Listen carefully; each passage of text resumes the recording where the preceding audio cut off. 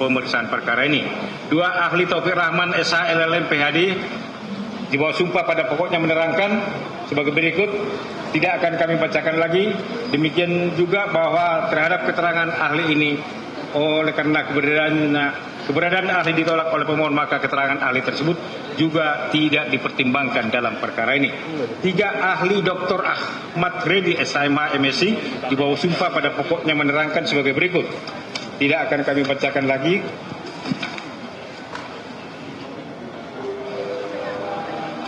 Ahli Effendri Sihombing SEMSc pada pokoknya di bawah sumpah pada pokoknya menerangkan sebagai berikut. Tidak akan kami bacakan lagi.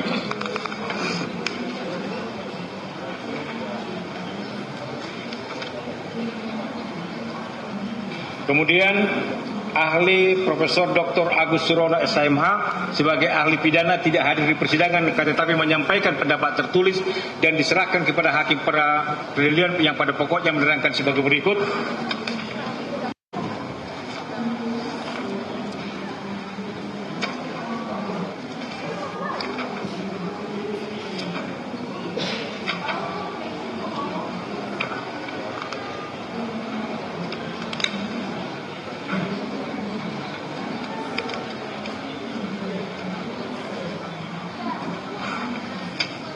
Menimbang bahwa terhadap pendapat tertulis dari ahli yang diserahkan termohon tersebut, oleh karena tidak disertai bukti sumpah atau tidak diberikan atas sumpah, maka pendapat tertulis tersebut juga tidak akan dipertimbangkan dalam perkara ini. Menimbang bahwa kuasa pemohon dan kuasa termohon mengajukan kesimpulan secara tertulis masing-masing tanggal 25 November 2024 sebagaimana tersebut dalam berita acara persidangan ini. Menimbang bahwa selanjutnya para pihak tidak mengajukan sesuatu hal lagi di persidangan dan mohon putusan. Menimbang bahwa untuk menyingkat uraian putusan ini, maka segala sesuatu yang tertata dalam berita acara persidangan harus dianggap termuat dan merupakan bagian yang tidak terpisahkan dari putusan ini. Tentang pertimbangan hukumnya dalam provisi, menimbang bahwa pemohon dalam permohonannya memohon agar dijatuhkan putusan provisi, yaitu agar menyatakan demi hukum bahwa pemeriksaan permohonan pra-peradilan yang diajukan oleh pemohon harus diperiksa terlebih dahulu sebelum dilakukan pemeriksaan pokok perkara, sekalipun termohon sudah melimpahkan perkara aku ke Pengadilan Tindak Pidana Korupsi di Pengadilan Negeri Jakarta Pusat dan memerintahkan termohon demi hukum agar tidak melimpahkan berkas perkara ke pengadilan sebelum permohonan pra-peradilan aku diputus. Menimbang bahwa terhadap tuntutan provisi yang dimohonkan pemohon tersebut, hakim pra-peradilan berpendapat bahwa adanya pelimpahan pendaftaran pokok perkara di pengadilan pada saat pemeriksaan permohonan pra-peradilan didaftarkan atau pada saat perkara pra-peradilan sedang diperiksa telah ada ketentuan yang secara limitatif dan tegas mengaturnya sebagaimana diatur dalam pasal 82 ayat 1 huruf D KUHP, yaitu dalam hal suatu perkara sudah mulai diperiksa di pengadilan negeri sedangkan pemeriksaan mengenai permintaan kepada pra-peradilan belum selesai, maka permintaan tersebut gugur. Demikian juga SEMA nomor 5 tahun 2001 tentang rumusan kamar pidana yang mengatur bahwa dalam perkara tindak pidana sejak berkas perkara dilimpahkan dan diterima di pengadilan serta merta menggugurkan pemeriksaan pra-peradilan sebagaimana dimaksud dalam pasal 682 ayat 1 huruf D KUHP, karena sejak dilimpahkan perkara pokok ke pengadilan status tersangka beralih menjadi terdakwa, status tahanannya beralih menjadi wewenang hakim. Dalam hal hakim pra-peradilan tetap memutus dan mengabulkan permohonan pemohon, putusan tersebut tidak menghentikan pemeriksaan pokok perkaranya. Menimbang bahwa selain daripada itu, senyatanya sampai saat ini pokok perkara yang dipersangkakan kepada pemohon belum dilimpahkan ke pengadilan, baik atas pengetahuan hakim melalui SIPP maupun tidak adanya bukti yang diajukan oleh termohon yang menyatakan bahwa perkara pokoknya telah dilimpahkan ke Pengadilan Negeri Jakarta Pusat. Menimbang berdasarkan alasan tersebut di atas, maka tuntutan provisi yang dimohonkan oleh pemohon tidak beralasan hukum sehingga haruslah dinyatakan ditolak. Tentang eksepsi, menimbang bahwa termohon dalam jawabannya mengajukan eksepsi sebagai berikut. 1. Permohonan pra-peradilan tidak sah karena tidak ditandatangani oleh pemohon maupun kuasanya dalam kurung cacat formil. Menimbang bahwa termohon dalam jawabannya menyatakan bahwa permohonan pra-peradilan yang diajukan oleh pemohon adalah tidak sah dan tidak mempunyai dan mempunyai cacat formil karena tidak ditandatangani oleh pemohon atau kuasanya sehingga permohonan tersebut harus ditolak. Menimbang bahwa terhadap eksepsi termohon tersebut, setelah hakim pra-peradilan memperhatikan dan meneliti dengan seksama baik dari fisik asli yang ada dalam berkas permohonan maupun yang ada terupload dalam SPP Pengadilan Negeri Jakarta Selatan, ternyata permohonan pra-peradilan telah benar, lengkap ditandatangani oleh kuasa pemohon.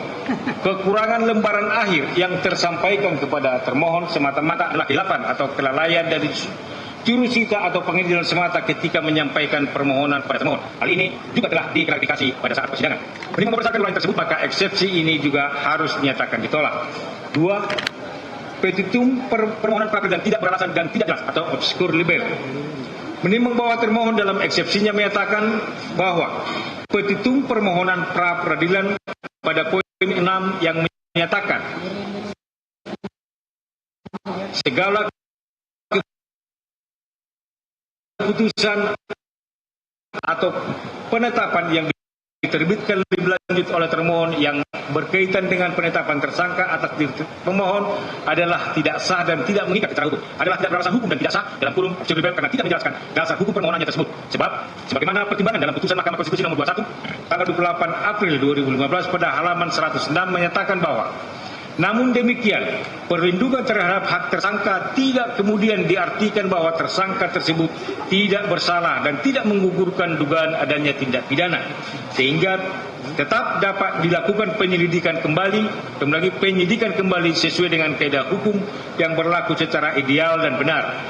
Dimasukkannya keabsahan penetapan tersangka sebagai objek pranata peradilan adalah agar perlakuan terhadap seseorang dalam proses pidana memperhatikan tersangka sebagai manusia yang mempunyai harkat, martabat dan kedudukan yang sama di hadapan hukum. Selanjutnya, sesuai dengan ketentuan pasal 82 ayat 2 dan ayat 3 KUHP telah diatur secara limitatif apa yang dapat dimuat dalam isi putusan hakim pra-peradilan. Oleh karena petitum seperti ini tidak jelas atau kabur, dan oleh karenanya harus ditolak, setidak-tidaknya dinyatakan tidak dapat diterima. Menimbang bahwa terhadap eksepsi tersebut di atas, hakim pra-peradilan berpendapat bahwa eksepsi ini telah memasuki materi pokok perkara yang memerlukan pembuktian apakah petitum tersebut beralasan hukum atau tidak. Lebih-lebih, petitum dimaksud adalah hal yang dimohonkan yang kesemuanya itu digantungkan pada penilaian suatu bukti. Ini berdasarkan uraian pertimbangan di atas, maka eksepsi ini haruslah dinyatakan ditolak. Tentang pokok perkara, menimbang bahwa maksud dan tujuan permohonan pra-peradilan yang diajukan oleh pemohon adalah sebagaimana disebutkan di atas. Menimbang bahwa pada pokoknya permohonan pra-peradilan yang diajukan oleh pemohon adalah tentang sah tidaknya lagi tentang tidak sahnya penetapan tersangka pemohon berdasarkan surat penetapan tersangka Direktur Penyidikan Kejaksaan Agung Muda Tindak Pidana Khusus nomor TAP 60/F-2/FD-2/2/10/2/24 tanggal 9 Oktober 2024 dengan alasan pemohon tidak diberikan kesempatan untuk menunjuk penasihat hukum pada saat ditetapkan sebagai tersangka dan diperiksa sebagai tersangka untuk pertama kalinya. Penetapan tersangka tidak didasarkan pada bukti permulaan berupa minimal 2 alat bukti sebagaimana diatur dalam pasal 184 KUHP.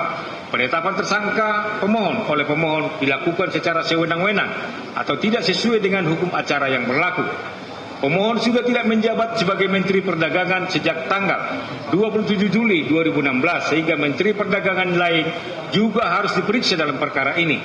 Serta juga tidak sahnya penetapan penahanan pemohon berdasarkan surat perintah penahanan Direktur Penyidikan Jaksa Agung Muda Tindak Pidana Khusus nomor PRIN 50/F-2/FD tanggal 29 Oktober 2024 karena tidak memenuhi syarat objektif dan subjektif penahanan. Menimbang bahwa untuk menguatkan dalil permohonannya, pemohon telah mengajukan bukti surat yang diberi tanda P1 sampai dengan P26 dan mengajukan 6 orang ahli yang nama dan keterangannya seperti tersebut di atas. Menimbang bahwa termohon menolak dalil-dalil permohonan pemohon tersebut dengan alasan penetapan tersangka terhadap termohon yang dilakukan oleh termohon telah berdasarkan hukum dan sah menurut hukum yang didahului dengan adanya penyelidikan perkara aku berdasarkan surat perintah penyelidikan dari Direktur Penyidikan pada Jaksa Agung Tindak Pidana Khusus nomor 29 tanggal 31 Juli 2023. Kemudian melakukan penyidikan dalam perkara aku dengan cara menerbitkan surat perintah penyidikan Direktur Penyidikan Jaksa Agung Muda Tindak Pidana Khusus nomor 54 tanggal 3 Oktober 2024. Lagi 2023.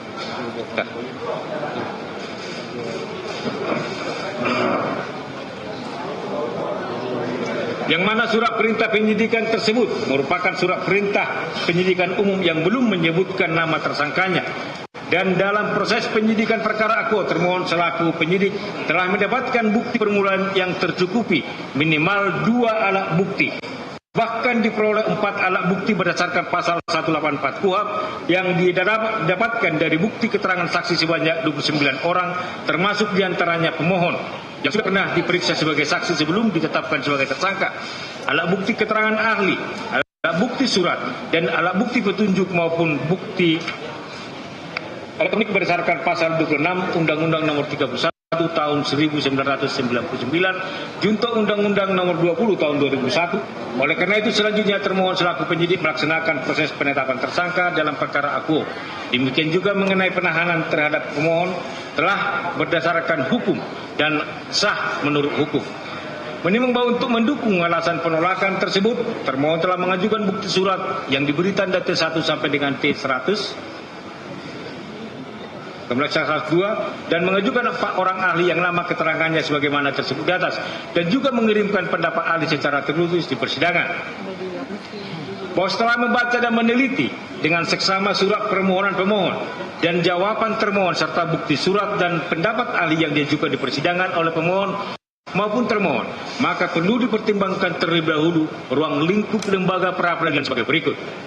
Menimbang bahwa berdasarkan pasal 1 angka 10 KUHP ditentukan bahwa pra-peradilan adalah wewenang pengadilan negeri untuk memeriksa dan memutus menurut cara yang diatur undang-undang tentang a. sah atau tidaknya suatu penangkapan dan atau penahanan atas permintaan tersangka atau keluarganya, b. sah atau tidaknya penghentian penyidikan atau penghentian penuntutan atas permintaan demitegaknya hukum dan keadilan, c. permintaan ganti rugi dan rehabilitasi oleh tersangka atau keluarganya atau pihak lain atas kuasanya yang perkaranya tidak diajukan ke pengadilan.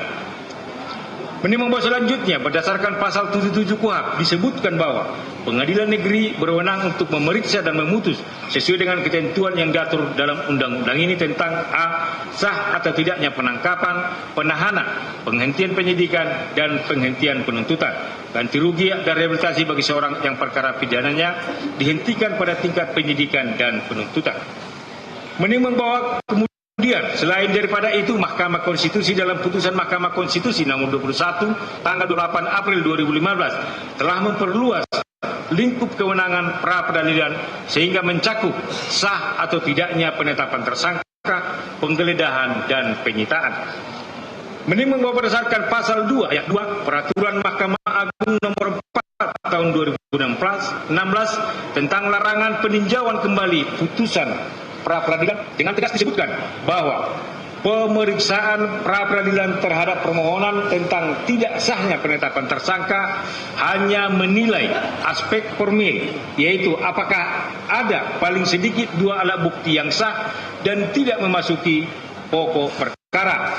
Lebih lanjut dalam pasal 4 disebutkan bahwa persidangan pra-peradilan tentang tidak sahnya penetapan tersangka, penyitaan dan penggeledahan dipimpin oleh hakim tunggal karena sifat pemeriksaannya yang tergolong singkat dan pembuktiannya hanya memeriksa aspek formilnya. Menimbang bahwa setelah membaca dan meneliti dengan seksama surat permohonan pemohon, jawaban termohon dan surat bukti dan alat bukti yang diajukan tersebut, maka hakim akan mempertimbangkan mempertimbangkan alat bukti yang ada korelasi maupun relevansinya dengan pokok persengketaan dalam perkara pra-peradilan ini. Sepanjang pembuktiannya hanya memeriksa aspek formilnya dan tidak memasuki materi perkara, sehingga terhadap bukti-bukti yang tidak ada relevansinya akan dikesampingkan. Menimbang bahwa pemohon dalam permohonannya pada pokoknya mendalilkan bahwa tidak sahnya penetapan tersangka pemohon berdasarkan surat penetapan tersangka Direktur Penyidikan Jaksa Agung Muda Tindak Pidana Khusus nomor 60 tanggal 29 Oktober 2004 dengan alasan pemohon tidak diberikan kesempatan untuk menunjuk penasihat hukum pada saat ditetapkan sebagai tersangka dan diperiksa sebagai tersangka untuk pertama kali. Penetapan tersangka termohon tidak didasarkan pada bukti permulaan minimal 2 alat bukti sebagaimana diatur dalam pasal 184 KUHP. Penetapan tersangka pemohon oleh termohon dilakukan secara sewenang-wenang, tidak sesuai dengan hukum acara yang berlaku.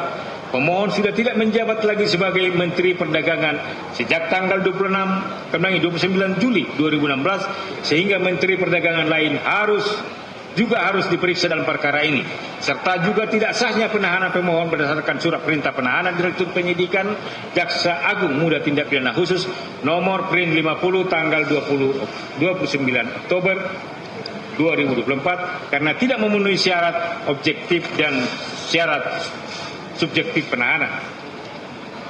Menimbang bahwa oleh karena lembaga pra-peradilan pada asasnya adalah lembaga yang mengawasi dan menguji atas tindakan-tindakan yang dilakukan oleh penyidik atau penuntut umum sebagaimana sarana pengawasan horizontal atas upaya paksa yang dilakukan oleh aparat penegak hukum untuk kepentingan pemeriksaan perkara pidana agar tindakan aparat penegak hukum tersebut tidak melanggar peraturan perundang-undangan, maka beban pembuktian dalam perkara akuo lebih ditekankan kepada termohon dengan tidak mengurangi bila mana ada bukti yang akan mendukung yang akan diajukan oleh pemohon sendiri.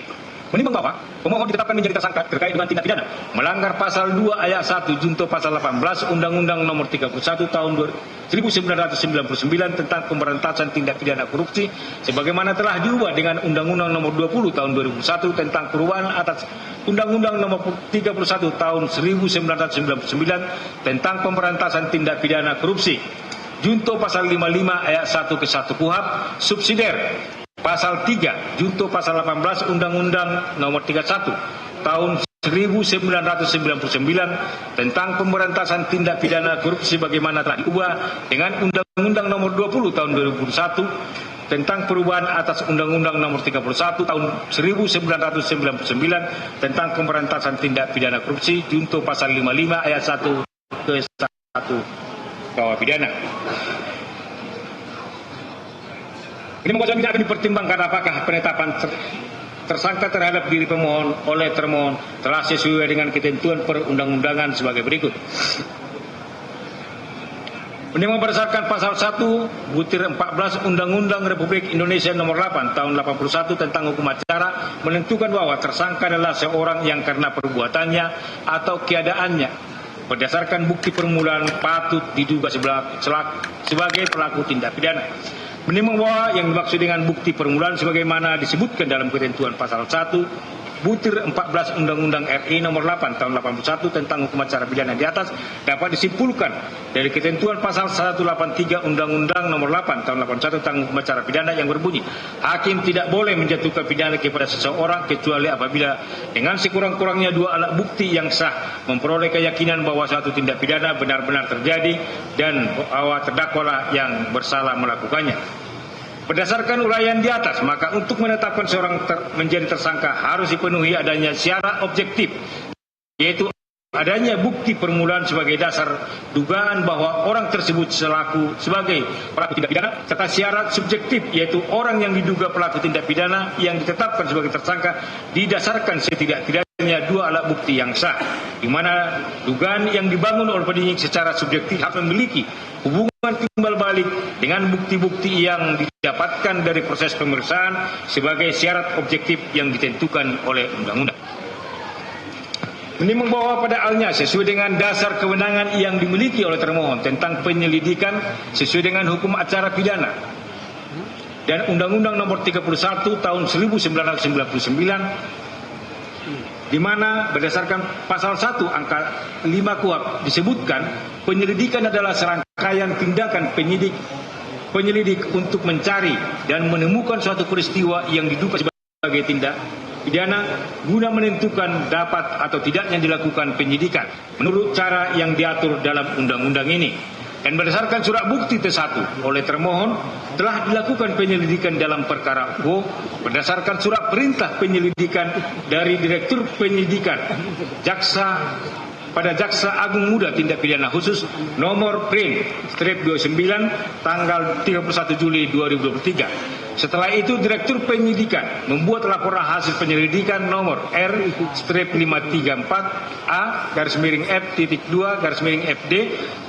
/1/09/2023 tanggal 1 September 2003 kepada Jaksa Agung Muda Tindak Pidana Khusus sebagaimana tersebut dalam surat bukti T2.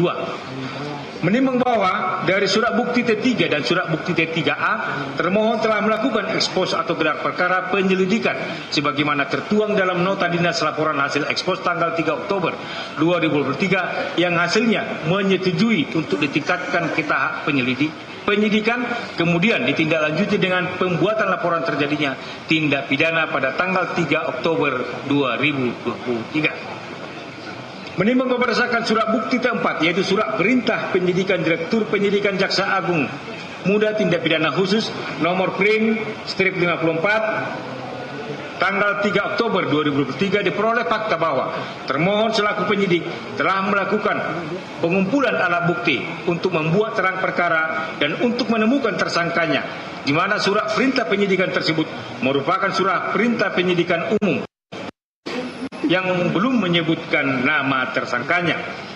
Menimbang bahwa menindaklanjuti surat perintah penyidikan Direktur Penyidikan Jaksa Agung Muda Tindak Pidana Khusus nomor 54 tersebut yang belum menyebutkan nama tersangkanya, maka termohon telah mengirimkan surat pemberitahuan dimulainya penyidikan atau SPDP perkara tindak pidana korupsi tanggal 3 Oktober 2003 kepada penuntut umum dan kepada Komisi Pemberantasan Korupsi yang berdasarkan nota pemberitahuan dimulainya penyidikan perkara tindak pidana korupsi dan Direktur Penyidikan selaku penyidik kepada Direktur Penuntutan selaku penuntut umum nomor R-593 tanggal 3 Oktober 2003 bukti T5 surat Direktur Penyidikan Jaksa Agung Muda Tindak Pidana Khusus kepada Ketua Komisi Pemberantasan Korupsi nomor 2467/F2/FD-2/10/2023 tanggal 3 Oktober 2023 tentang pemberitahuan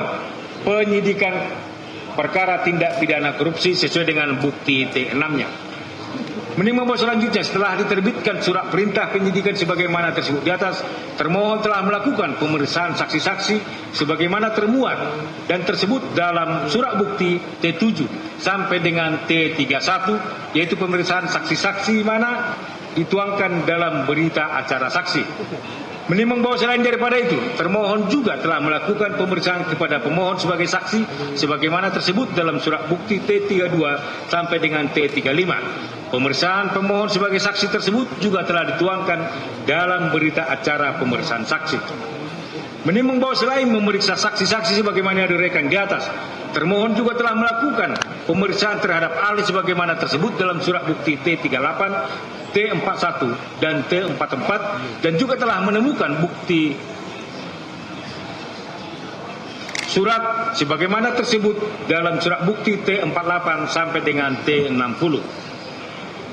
Menimbang bahwa surat bukti T45, T46 diperoleh fakta bahwa BPKP dalam menindaklanjuti permintaan penyidik telah melakukan ekspos bersama antara penyidik dengan auditor BPKP sehingga terbit berita acara atau risalah hasil ekspos antara penyidik dengan auditor BPKP tanggal 9 November 2023 yang menghasilkan kesimpulan bahwa terdapat perbuatan melawan hukum berupa penyimpangan dalam kegiatan importasi gula kristal mentah untuk diproduksi menjadi gula kristal putih yang tidak sesuai dengan Undang-Undang RI Nomor 19 Tahun 2013 tentang perlindungan dan pemberdayaan petani.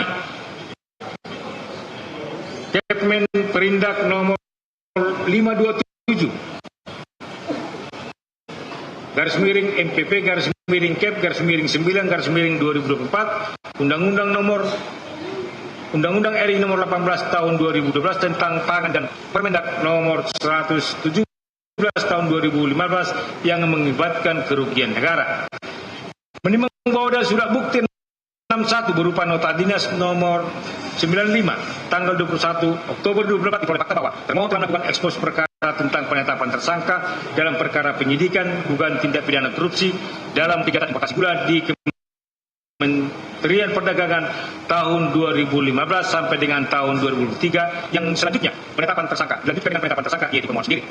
Menimbang termohon selain melakukan pemeriksaan terhadap saksi dan ahli, termohon juga telah mengeluarkan surat perintah penyitaan sebagaimana tersebut dalam surat bukti T78 sampai dengan surat bukti T81 dan telah pula melakukan penyitaan terhadap berbagai barang bukti elektronik yang dituangkan dalam berita acara penyitaan barang bukti elektronik sebagaimana tersebut dalam surat bukti T82 sampai dengan T92.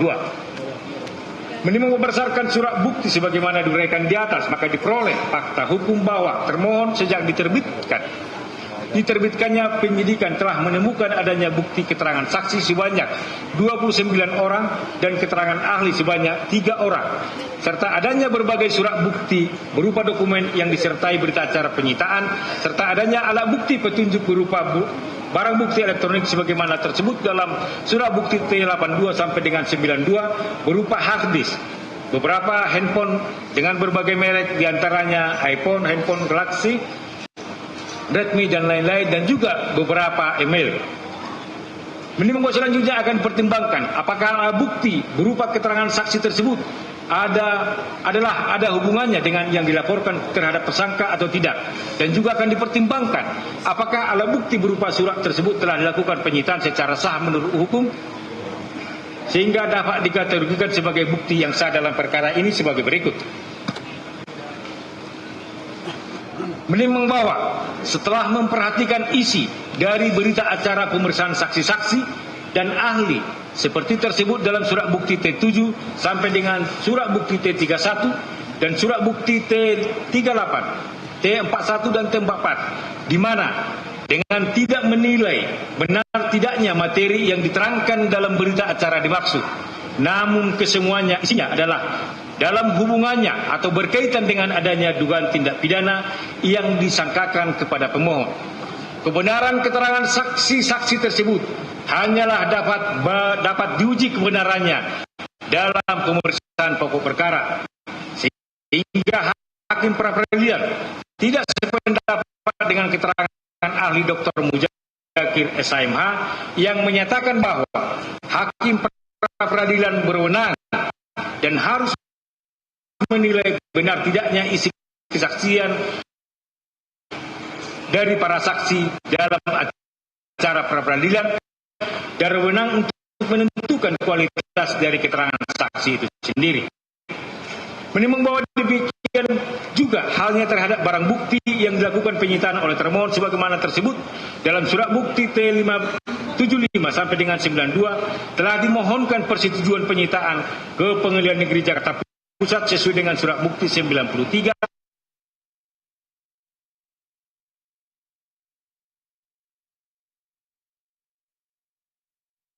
penetapannya sesuai dengan surat lagi sebelum ditetapkan sebagai tersangka telah diperiksa dalam kapasitasnya sebagai saksi sehingga telah memenuhi isi putusan Mahkamah Konstitusi nomor 21 yang mensyaratkan bahwa sebelum seseorang ditetapkan sebagai tersangka haruslah terlebih dahulu diperiksa sebagai saksi dalam tahap penyidikan. Berdasarkan seluruh uraian pertimbangan di atas, ternyata termohon telah berhasil mengumpulkan minimal 2 alat bukti, yaitu berupa keterangan saksi bukti surat, keterangan ahli dan petunjuk. Namun sampai sejauh mana kebenaran material dari alat bukti tersebut bukanlah merupakan kewenangan dari lembaga pra-peradilan sebagaimana diuraikan di atas. Maka atas dasar pertimbangan tersebut, hakim pra-peradilan berpendapat surat perintah penetapan tersangka terhadap termohon oleh termohon telah memenuhi bukti permulaan, bahkan didukung oleh lebih dari 2 alat bukti yang sah. Oleh karenanya adalah sah dan sudah berdasarkan hukum segala keputusan atau penetapan yang dikeluarkan lebih lanjut oleh termohon yang berkenan dengan penetapan tersangka atas diri pemohon atau termohon. Menimbang bahwa setelah mempelajari bukti surat yang diajukan oleh pemohon, khususnya surat bukti tentang data Badan Statistik Indonesia tentang produksi dan konsumsi gula nasional tahun 2016, surat bukti P82 tentang data Pusat Kajian Anggaran Badan Keahlian Sekretariat Jenderal DPR RI, Jurnal Buletin Anggaran Pendapatan Belanja APBN, surat bukti 8.3 tentang Mimpi Manis Swasembada Gula Indonesia, surat bukti P.8 tentang daftar menteri dan jumlah impor Menteri Perdagangan, surat bukti P20 tentang neraca tahunan gula kristal putih tahun 2009 sampai 2001, surat bukti P21 tentang jurnal gula Nusantara Sugar Crop Januari 2015, surat bukti P22 tentang jurnal gula Nusantara Sugar 2022, surat bukti 23 tentang Sugar Anula Jakarta tanggal 4 2017, surat bukti 24 tentang Sugar Anula Jakarta, surat bukti P25 tentang buku Kementan 2018 Swasembada Gula, dan juga telah mempelajari surat bukti P17 tentang lampiran satu keputusan Menteri Perindustrian dan Perdagangan nomor 527, surat pengakuan sebagai importir produsen gula kristal rafinasi, surat bukti 26 tentang laporan hasil pemeriksaan Badan Pemeriksa Keuangan Republik Indonesia,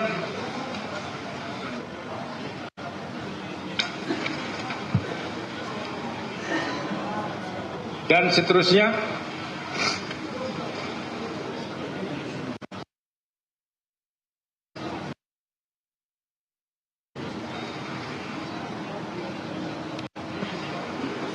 Maka oleh karena surat bukti tersebut diajukan oleh pemohon telah memasuki pokok perkara, maka alat bukti tersebut tidak akan dipertimbangkan lebih lanjut. Menimbang bahwa demikian juga terhadap keterangan ahli ekonomi Dr. Antoni Budiawan yang menyatakan pada intinya produksi GKP dilakukan untuk menjaga keseimbangan GKP, yaitu menjaga agar harga gula putih tidak menjadi beban masyarakat dan melindungi petani agar mereka tidak mengalami kerugian. Namun pada faktanya produksi gula kristal tidak pernah mencukupi kebutuhan masyarakat. Pernyataan Sekretaris AGI Ahmad Wijaya yang dimuat di situs Dinas Komunikasi dan Informatika Provinsi Jawa Timur tanggal 19 Mei 2015 mencerminkan kondisi industri gula nasional yang sangat memprihatinkan ketika itu, di mana persediaan gula nasional harus terus menipis sampai akhir 2015 mencapai hanya sekitar 325.765 ton, sedangkan konsumsi gula hingga Lebaran 18 Juli 2012 diperkirakan mencapai 400.000 ton, sehingga dikhawatirkan akan menjadi kelangkaan gula. Seperti dikatakan Ahmad Wijaya, bila mana pemerintah tidak mengantisipasi kondisi ini, maka stok gula nasional setelah Lebaran akan kosong, sehingga kebijakan impor yang adalah gula pasokan gula di dalam negeri merupakan langkah strategis, bukan berdasarkan motif keuntungan. Dan juga dari keterangan ahli pangan Profesor Dr. Insinyur Dwi Andreas Santosa MS yang menyatakan swasembada di Indonesia terjadi hanya pada tahun 1994. Seiring bertambahnya waktu, kebutuhan gula masyarakat meningkat karena pertambahan penduduk. Peningkatan kebutuhan gula dengan laju yang lebih cepat terjadi untuk industri makanan dan minuman. Bahwa ahli mengatakan 70% dari kebutuhan gula nasional baik untuk rafinasi, produksi makanan dan minuman dan konsumsi, hampir 70% harus dipenuhi melalui impor. Luas panen untuk tebu praktis tidak mengalami perubahan selama 43 tahun terakhir ini dengan kisaran seluas 350.000 sampai 450.000 hektar. Peningkatan produktivitas tebu tidak mampu mengimbangi penurunan luas panen sehingga 2015 turun sebesar 81.000 ton. Penurunan produksi gula nasional yang berasal dari perkebunan tebu di Indonesia sebesar 374.000 ton. Kemudian selama periode 2014-2015. Oleh karenanya ahli mengatakan Indonesia sangat tergantung dengan impor gula. Importasi tersebut pada umumnya dilakukan oleh pabrik industri GKR. Di sisi lain perusahaan-perusahaan nasional BUMN pada umumnya melakukan pengolahan tebu menjadi GKP. Menurut peradilan, lebih kepada pokok perkara yang harus dipertimbangkan dalam pemeriksaan pokok perkara sehingga tidak perlu dipertimbangkan dalam pra peradilan ini. Menimbang terhadap dalil pemohon yang menyatakan penetapan tersangka tidak sah karena tidak diberikan kesempatan untuk penetapan sebagai tersangka diperiksa menurut hakim pra peradilan. Alasan tersebut tidak merupakan yang menyatakan suatu penetapan tersangka menjadi tidak sah. Di mana berdasarkan bukti untuk mendampingi tersangka nomor B34 tanggal 24 termohon untuk kepentingan berdasarkan surat 5 berita acara pemeriksaan telah dipelajari ternyata belum memeriksa pokok perkaranya. Pemeriksaan pokok perkara baru diperiksa setelah pemohon menunjuk sendiri penasihat hukumnya sesuai dengan surat bukti T65A, yaitu surat kuasa penunjukan penasihat hukum tanggal 30 Oktober 2004 kepada Dr. Ari dan kawan-kawan, yaitu sesuai dengan surat bukti T66, yaitu berita acara pemeriksaan lanjutan tersangka atas nama Thomas Trikasi Lembong pada hari Jumat tanggal 1 November 2024. Menimbang bahwa terhadap dalil pemohon yang menyatakan penetapan tersangka tidak sah karena penetapan tersangka termohon oleh termohon dilakukan secara sewenang-wenang tidak sesuai dengan hukum yang berlaku, di mana termohon belum mendapat menentukan aktual loss kerugian negara akibat dugaan tindak pidana korupsi yang dilakukan oleh pemohon. Menurut hakim pra peradilan, dengan adanya putusan Mahkamah Konstitusi nomor 003 tanggal 25 Juli 2026, putusan Mahkamah Konstitusi nomor 31 tanggal 23 Oktober 2012, putusan Mahkamah Konstitusi nomor 44 tanggal 17 September 2013, putusan Mahkamah Konstitusi nomor 25 tanggal 5 Januari 2013 yang mengatur berkenaan dengan unsur dapat merugikan keuangan negara atau perekonomian rakyat negara tersebut dalam pasal 2 ayat 1 dan pasal 3 Undang-Undang Tipikor, maka dapat disimpulkan bahwa bahwa nomor 003 menegaskan adanya ketentuan bahwa jika terdapat pembuktian unsur memperkaya diri dan atau orang lain atau suatu korporasi dengan cara melawan hukum atau penyalahguna kewenangan telah terbukti, maka jumlah kerugian negara cukup sebatas telah terjadi dan dapat olehnya, tidak harus berupa perhitungan kerugian yang akurat dan benar. B. Putusan Mahkamah Konstitusi nomor 31 tanggal 23 Oktober 2012 menegaskan bahwa adanya ketentuan bahwa dalam rangka suatu penyidik bukan hanya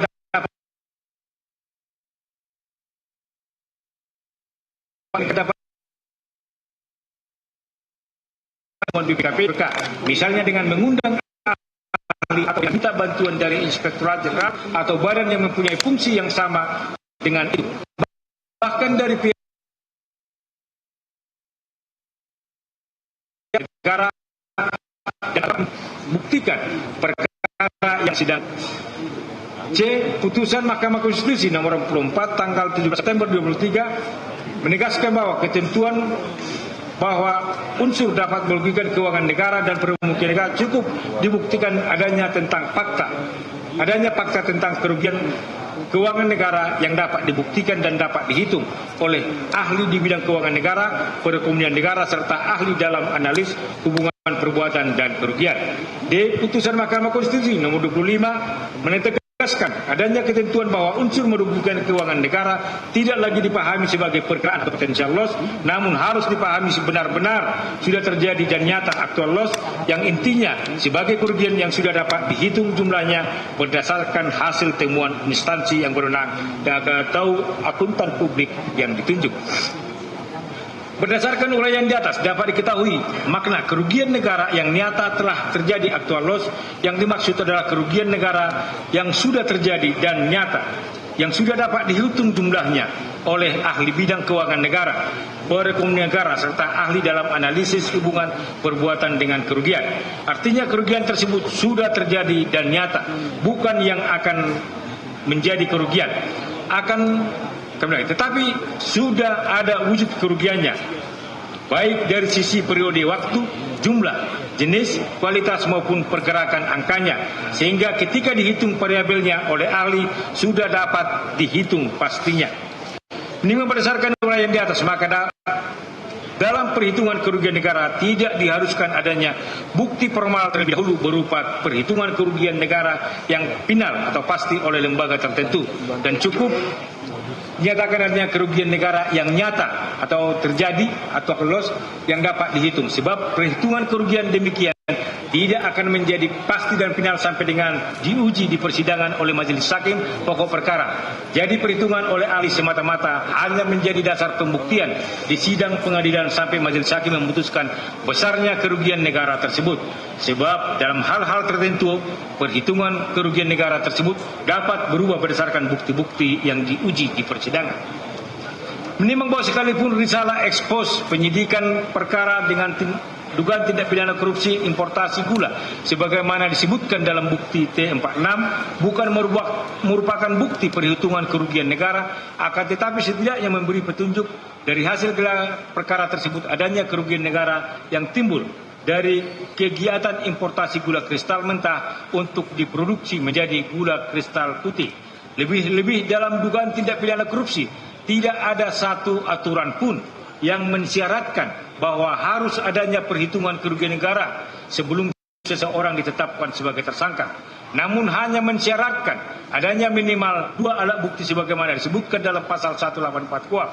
Oleh karenanya, Hakim pra-peradilan tidak sependapat dengan pendapat ahli Dr. Hairul Huda SHMH yang mengatakan dalam tindak pidana korupsi bukti awal yang harus dimiliki untuk bisa dikatakan memenuhi unsur pasal 2 dan pasal 3 adalah hasil audit investigasi dari auditor negara yang menyatakan telah adanya kerugian keuangan negara yang nyata dan pasti jumlahnya. Hasil audit itulah yang menentukan, baru kemudian dicari apakah ada perbuatan yang memperkaya diri sendiri, orang lain atau suatu korporasi atau tidak. Hasil audit yang membuktikan adanya kerugian negara itulah yang menjadi patokan dalam penetapan tersangka. Belum adanya hasil audit itu menyebabkan penetapan tersangka prematur, penetapan tersangka tidak sesuai dengan prosedur yang karena harus nyatakan tidak sah. Menimbang bahwa dari dalil pemohon yang menyatakan bahwa Kementerian Perdagangan telah diaudit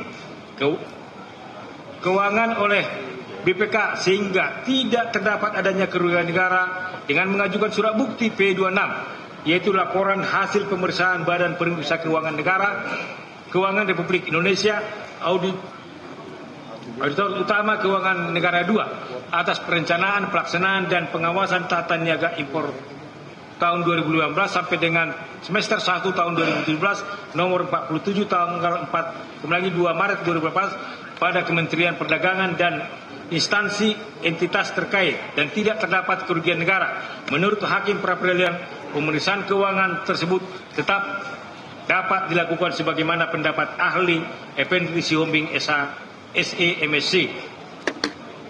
Apabila telah dilakukan general audit oleh BPK kemudian dilakukan audit PKKPN, maka bukan berarti general audit dari BPK langsung menyatakan tidak berlaku, akan tetapi tetap dipakai untuk melengkapi audit PPKN-nya. Minimal sebagai tindak lanjut dari hasil ekspos sebagaimana dimaksud dalam surat bukti T46. Selanjutnya berdasarkan jawaban termohon yang diperkuat dengan surat bukti 47 berupa surat tugas untuk melakukan audit perhitungan kerugian negara, maka dapat disimpulkan hingga saat ini masih dilakukan perhitungan kerugian negara Oleh karenanya, penentuan besarnya kerugian negara dapat juga diketahui di ujung pemeriksaan, termasuk ditentukan majelis hakim dalam putusan pokok perkaranya.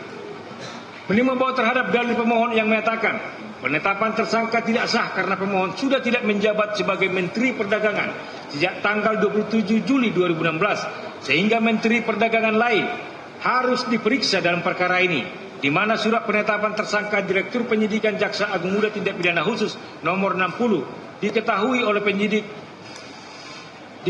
objek penyidikan perkara kuat adalah dugaan tindak pidana korupsi dalam kegiatan importasi gula di Kementerian Perdagangan yang terjadi tahun 2015 sampai dengan tahun 2023. Sedang pemohon dilantik dan menjabat sebagai Menteri Perdagangan sejak tanggal 12 Agustus 2012 sampai dengan 27 Juli 2016, sehingga Menteri Perdagangan sebelum pemohon, yaitu Rahmat Gobel yang menjabat tanggal 27 Oktober 2014 sampai dengan 27 Oktober 2015, Menteri Perdagangan setelah pemohon, yaitu Enggar Tiarso Lukita 2016 sampai 2019, Agus Suparmanto 2019 sampai 2020, Muhammad Lupi 2020 sampai 2022, dan Zulkifli Hasan 2022 harus ikut juga diperiksa. Menurut Hakim Pra-Peradilan, alasan tersebut di luar materi pra-peradilan dan diserahkan sepenuhnya kepada termohon sebagai penyidik. Hakim Pra-Peradilan tidak dapat menyimpulkan apakah perkara yang dialami oleh pemohon adalah sebagai bentuk kriminalisasi ataupun politisasi. Menimbang bahwa selanjutnya akan dipertimbangkan apakah perbuatan pemohon dalam mengeluarkan kebijakan diskresi tersebut termasuk dalam lingkup hukum administrasi semata yang tidak bisa dipidana. Menurut Hakim Pra-Peradilan dan berdasarkan pendapat ahli hukum administrasi negara, yaitu Profesor IGD Panca Istawa yang diajukan oleh pemohon, dan juga pendapat ahli hukum administrasi negara Dr. Ahmad Reddy SH MH MSc yang diajukan oleh termohon, di mana sepanjang kebijakan tersebut murni administrasi negara maka tidak dapat dihukum. Namun bila mana kebijakan tersebut bersinggungan dengan hukum lain dan dilakukan melampaui wewenangnya, mencampur-adukkan wewenang serta bertindak sewenang-wenang sebagaimana diatur dalam Undang-Undang Nomor 30 Tahun 2014, maka hal tersebut dilarang oleh undang-undang. Dan untuk mengetahui adanya penyimpangan pemberlakuan kebijakan dimaksud, apakah dilakukan secara sewenang-wenang, dilakukan secara melawan hukum atau bertentangan dengan hukum lain, hal tersebut baru diketahui melalui proses pemeriksaan pokok perkara dan bukan dalam lembaga pra-peradilan ini. Menimbang bahwa proses pra-peradilan ini bukanlah akhir dari segalanya dari perjalanan pemeriksaan pemohon, karena pemohon masih diberikan kesempatan untuk membantah, membuktikan apa yang dilakukan dan apa yang tidak dilakukan, lebih-lebih jika dalam mengeluarkan kebijakan tersebut tidak bertentangan dan melawan hukum. Menimbang bahwa terhadap SPDP yang dipermasalahkan oleh pemohon yang menyatakan bahwa SPDP tersebut diberikan kepada pemohon melebihi 7 hari sebagaimana ditentukan dalam putusan Mahkamah Konstitusi nomor 130 akan dipertimbangkan sebagai berikut. Menimbang bahwa berdasarkan surat bukti T62, yaitu surat penetapan tersangka dari Direktur Penyidikan Jaksa Agung Muda Tindak Pidana Khusus nomor 60 tanggal 29 Oktober 2024 atas nama tersangka Thomas Trika Silembong, diperoleh fakta hukum bahwa pemohon ditetapkan oleh termohon pada tanggal 29 Oktober 2024. Menimbang bahwa berdasarkan surat bukti T67, yaitu surat Direktur Penyidikan Jaksa Agung Muda Tindak Pidana Khusus kepada Thomas Trika Silembong, pemohon nomor R3163-F-2-FD-2 2024 tanggal 9 Oktober 2024 perihal pemberitahuan penyidikan perkara tindak pidana korupsi atas nama Thomas Trika Silembong, dan berdasarkan surat bukti T68, yaitu surat pemberitahuan penyidikan perkara tindak pidana korupsi nomor R3163 kepada tersangka Thomas Trika Silembong berdasarkan bukti tanda terima tanggal 1 November 2024. Menimbang dari bukti T62 dan 67 tersebut diperoleh fakta fakta hukum bahwa pemberitahuan SPDP masih dalam tenggang waktu sebagaimana putusan MK RI nomor 130, yaitu 3 hari dan bukan melebihi 7 hari seperti yang didalilkan oleh pemohon. Perhitungan yang melebihi 7 hari yang disampaikan oleh pemohon tersebut semestinya tidak dihitung sejak adanya surat perintah penyidikan Prin 83A tanggal 15 Oktober 2024 atau Sprindik 15 Oktober 2024 yang SPDP-nya hanya diserahkan kepada KPK dan penuntut umum karena SPDP tersebut belum menyebutkan siapa tersangkanya. Menimbang bahwa selanjutnya terhadap penahanan yang dipermasalahkan oleh pemohon yang menyatakan penahanan pemohon tidak didasarkan pada alasan yang sah menurut hukum atau tidak memenuhi syarat subjektif maupun objektif penahanan akan dipertimbangkan sebagai berikut.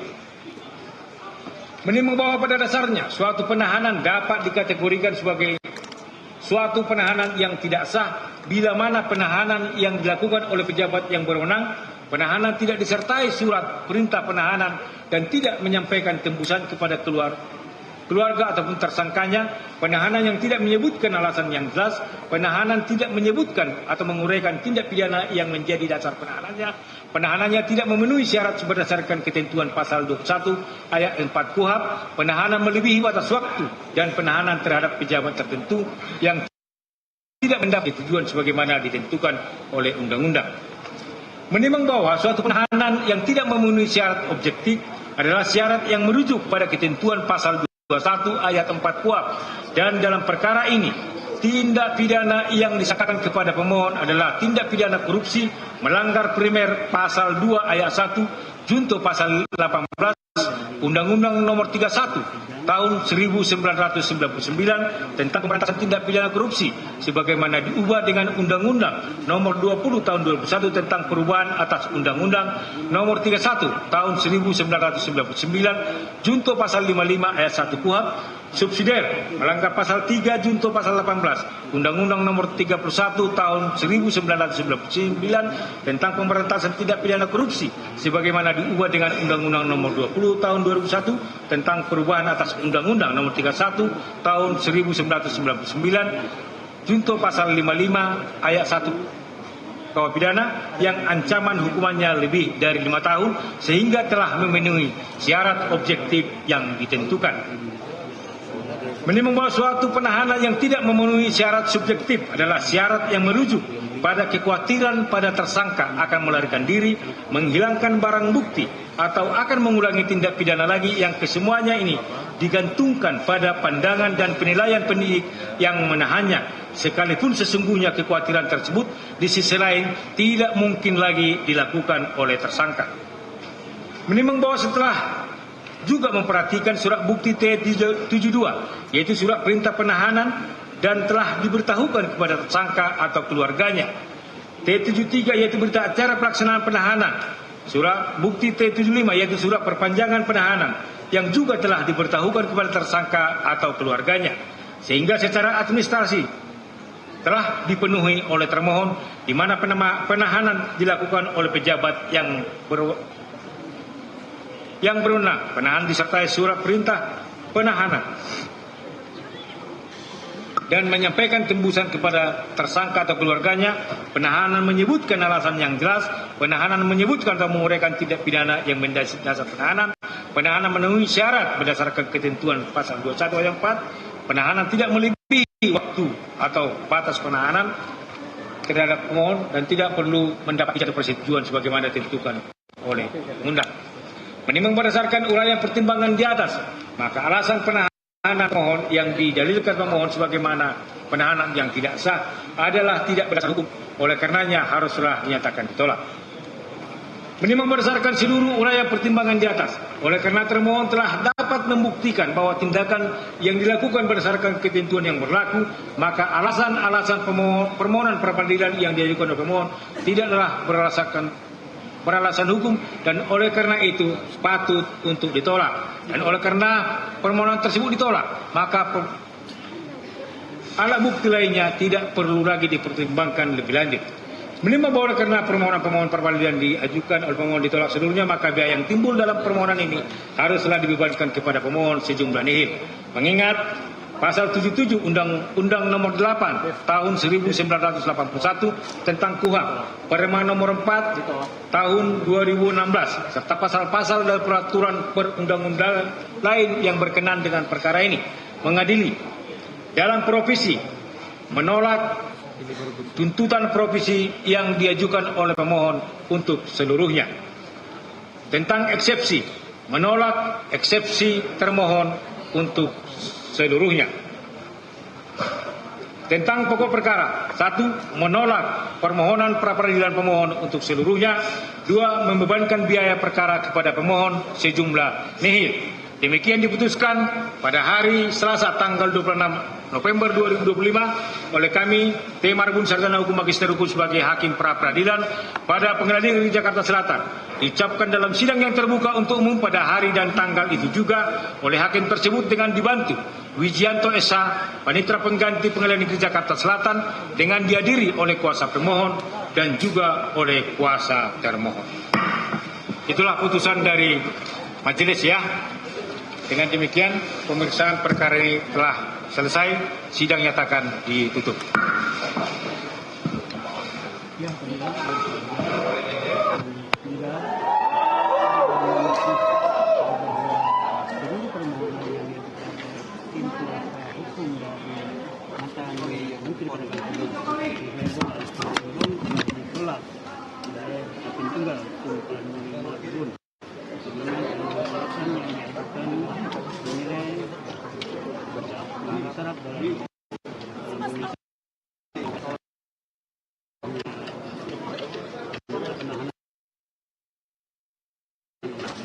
Dan mempertimbangkan terkait Kejaksaan Agung sendiri telah menemukan alat bukti dengan membuka 29 saksi serta melakukan penyitaan dan disampaikan oleh maupun alat bukti yang telah diserahkan ke pengadilan. Hakim dapat melakukan terkait tersebut. Intinya ya pemirsa, demikian tadi sidang putusan pra-peradilan Tom Lembong digelar di Pengadilan Negeri Jakarta Selatan yang dimulai pukul 14 waktu Indonesia Barat. Dan sidang gugatan pra-peradilan Thomas Trikasih Lembong yang dipimpin oleh Hakim Tunggal Tumpanuli Marbun membacakan hasil perlawanan Tom Lembong terhadap Kejaksaan Agung atas penetapan tersangkanya, dan hasil putusan adalah ditolak seluruhnya. Sebelumnya, Hakim Tunggal Tumpanuli Marbun tadi menyatakan bahwa isi perlawanan Tom Lembong ataupun pra-peradilan tidak menggantikan pemeriksaan pokok perkara, dan mengenai eksepsi dikatakan oleh Hakim Tunggal Tumpanuli Marbun tadi adanya cacat formil, yaitu tidak ditandatangani oleh pemohon ataupun kuasanya sehingga harus ditolak oleh Hakim Sidang Pra-peradilan. Hakim juga menyatakan bahwa pra